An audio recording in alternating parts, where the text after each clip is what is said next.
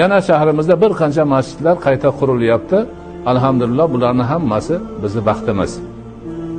Mana shu ishlarni qilishda ishtirok etgan mo'min musulmonlarga nihoyatda katta ajr savoblar va'da qilingan. Chunki masjid Allohning uyi. Masjid qurgan odam Allohning uyini qurgan bo'ladi. Masjid qurishida ishtirok etgan odam Allohning uyini qurishda ishtirok etgan bo'ladi. Mana shu haqiqatni biz anglab yetishimiz kerak.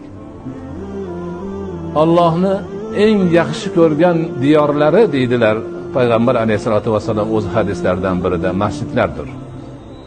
Allohga eng mahbub diyorlar, joylar, maskanlar masjidlardir.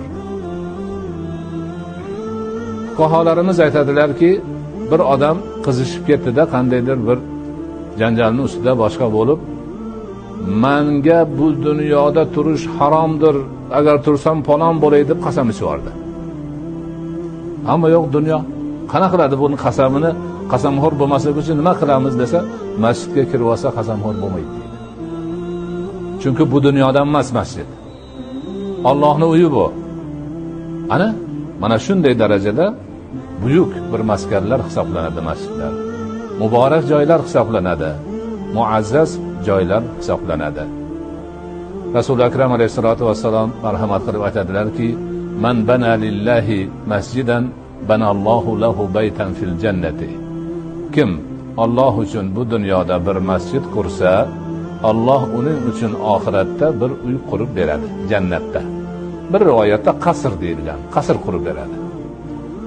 Ulamolarimiz aytadiki, shu hadisdagi masjid degani bizi tasavvurimizdagi xonaqolari bor, bolaxonalari bor, katta yarim gektar, undan oz ko'p joyni egallagan masjid emas. Bitta odam sajda qiladigan bir joy bo'lsa ham masjid deyilaveradi deydi. Bir odamning sajdagohi bo'ladigan yetarli joy masjid hisoblanadi. Masjid degani o'zi sajda qiladigan makon degani. Bir odamni sajdasiga yaraydigan joy masjid bo'laveradi.